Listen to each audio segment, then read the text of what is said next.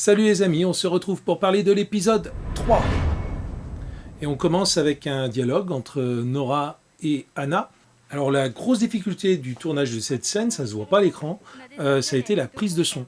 En général, on essaye de placer le micro au-dessus du visage des acteurs, en le tenant souvent par une perche, tout simplement parce qu'on filme rarement au-dessus du visage, alors qu'on peut filmer plutôt, on pourra filmer parfois jusqu'à la taille ou même en plein pied. Et en plus, en captant le son en hauteur, on récupère les petits bruits de pas, de vêtements qui donnent un peu du vivant à la scène. Alors ce jour-là, on avait pas mal de vent, ça se voit pas tellement à l'écran, quelquefois vous pouvez voir les arbres qui bougent. Et du coup, on avait un son, le son qu'on a quand on a un micro dans le vent, hein, ça fait un truc dans le genre, là, comme ça. Et on était à l'époque pas tellement équipé en Dead Cats ou de choses comme ça. On avait un truc qui avait été vendu avec le micro, une sorte de fourrure, hein, vraiment bas de gamme. Et donc, on était très sensible à tout ce qui était vent. Depuis, on a investi dans un BIMP, un système qui permet quand même de mieux couper le vent. Je pense que si on avait eu ce matériel-là sur cette scène, on aurait pu prendre le son par-dessus. Là, on a pris le son par-dessous et donc il fallait qu'on essaye de rapprocher le plus possible le micro des acteurs. Et par-dessous, c'est pas évident. On a quelques ratés qui nous le prouvent. Je vous expliquerai tout à l'heure pourquoi je privilégie la prise de son en direct plutôt que la post-synchro. Mais en général, je fonctionne comme ça. On commence par faire le plan d'ensemble avec donc tous les acteurs et on fait une prise de son sans se soucier des bruits ambiants. C'est ce qui va nous servir pour caler le son. Et je vais demander à Louis, qui s'occupe souvent du son, de percher au plus près des acteurs lors des plans taille ou des gros plans. Et je me sers uniquement du son qu'on a pris sur les plans taille et les gros plans. Et c'est très rare que ce que vous entendiez dans la série soit le son du plan que vous voyez. J'essaye de prendre le meilleur plan et le meilleur son de toutes les prises pour faire mon mixage. On retrouve Gaïa, Matteo, Artemis dans la salle du conseil. Et là aussi, beaucoup de difficultés pour prendre le son. On a essayé d'arranger un petit peu les choses pour la saison 2. J'ai acheté des panneaux mousse sur Thomann que j'ai montés sur des plaques en carton, histoire d'étouffer un petit peu la réverb de la salle. Ça n'a pas fait grand-chose. Il y a pas mal de gens qui me disent « tu aurais dû les refaire en post-synchro ». Alors la post-synchro, pour ceux qui ne savent pas, on réunit les acteurs et on leur demande de redire leur texte au micro. On essaye de faire ça dans l'environnement le plus neutre possible. Les professionnels font ça dans un auditorium. Si vous devez faire ça, vous, pour bricoler vos vidéos, il faut essayer de faire une pièce qui soit la plus neutre, la plus isolée possible, sans réverb, en collant des boîtes d'œufs ou de la mousse ou des choses comme ça. Et on utilise ce son plutôt que le son direct. C'est un peu le métier de doubleur. Avec les jeunes, moi, je préfère éviter la post-synchronisation. Le seul film que j'ai entièrement post-synchronisé, c'est Le Monde d'Angie. Le Monde d'Angie devait se dérouler dans un univers apocalyptique, un univers mort, et on a tourné ça au printemps, il y avait plein de bruits d'oiseaux, et ça passait pas du tout avec l'image. Autant on pouvait désaturer l'image pour lui donner un aspect triste, un aspect mort, autant c'est très difficile de retirer des bruits de fond sur du son. Sur Eden, j'ai dû post-synchroniser quelques répliques parce qu'on n'avait vraiment pas le choix. Je tourne avec des enfants, des jeunes qui n'ont pas forcément tous beaucoup d'expérience et c'est très difficile de garder l'âme de la scène en post-synchronisation. On perd souvent la spontanéité des acteurs. Par contre, si on fait le choix de post-synchroniser une réalisation, post-synchroniser toute la réalisation. L'arrivée de Nora et Anna dans la réserve, j'ai essayé de garder cet esprit d'Éden par cette lumière bleue qu'on va retrouver tout le temps en fond. Et d'ailleurs, dans la saison 2, le bleu sera remplacé par du rouge pour Olympe, qui est tourné exactement dans les mêmes lieux. J'ai tourné avec des projolètes qu'on utilise en soirée, et j'ai fabriqué des espèces de softbox avec du calque, histoire de diffuser un peu plus la lumière, qu'on n'ait pas quelque chose de trop cru.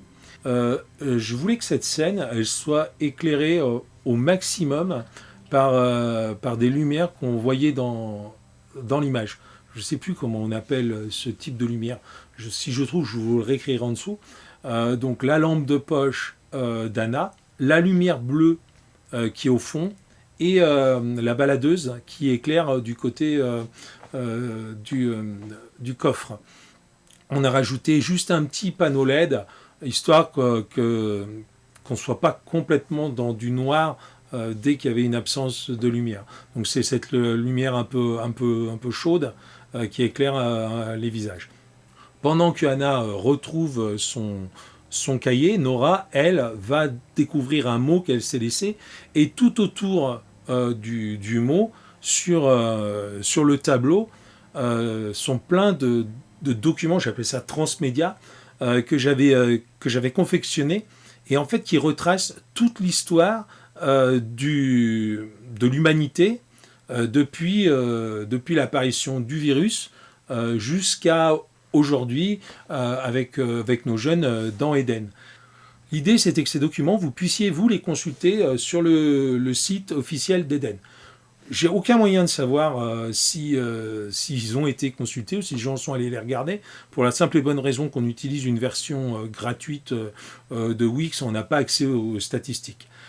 Ce qui est assez glaçant avec le recul, c'est que j'avais imaginé comment le pouvoir s'était servi d'une pandémie, d'une catastrophe sanitaire, pour restreindre toutes les libertés individuelles des gens, leur faire accepter d'avoir à se signaler à des postes de contrôle, de fermer leurs frontières, de fermer leur cité et tout. Et j'avais créé des documents, et j'ai l'impression de revoir exactement les mêmes en ce moment à la télé en 2020.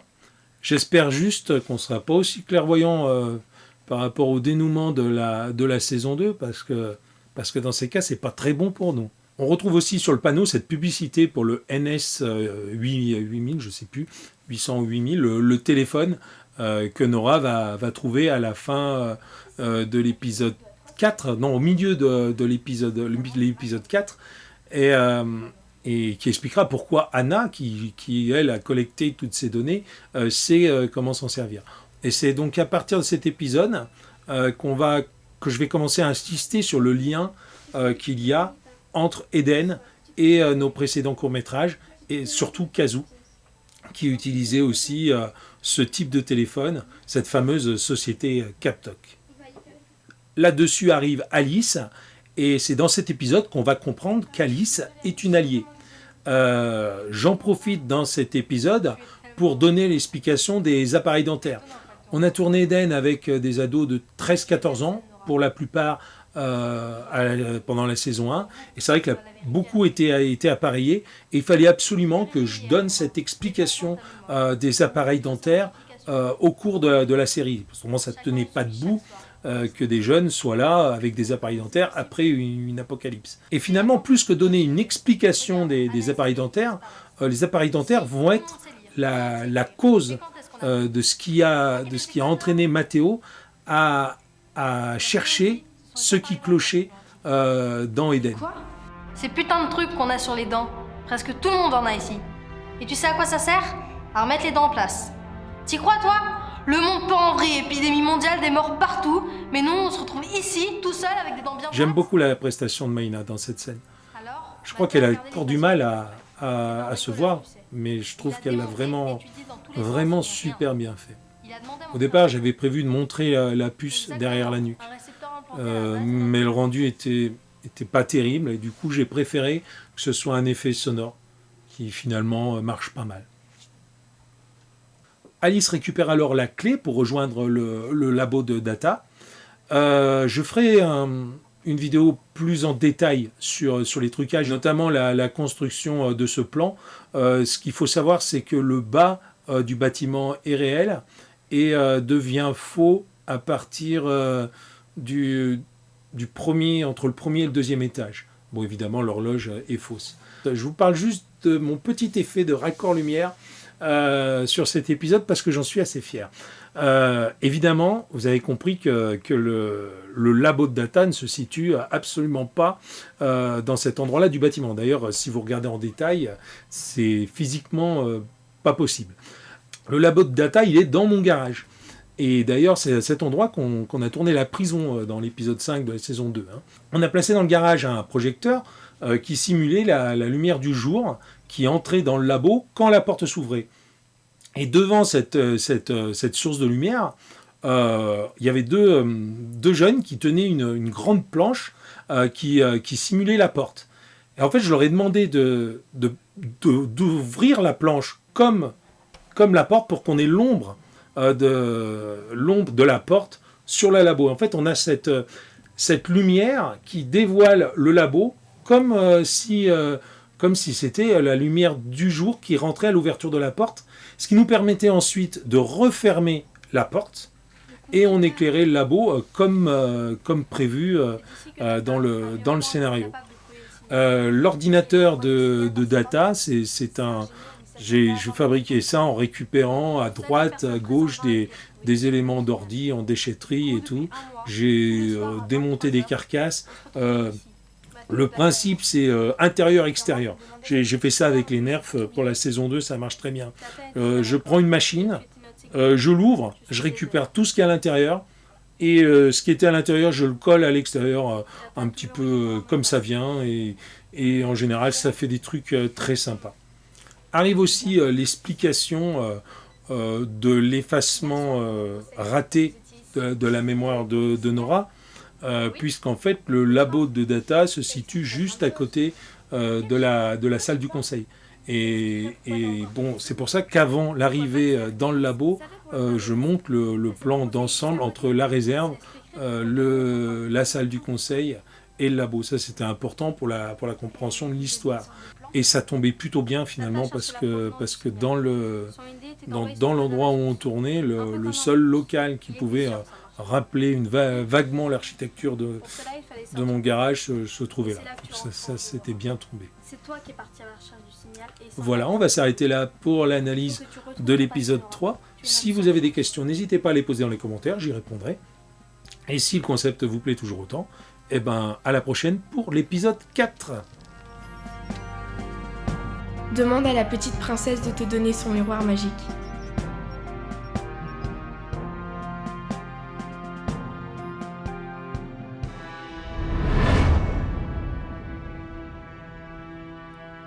Et tu dis qu'elle est partie vers la réserve avec Anna?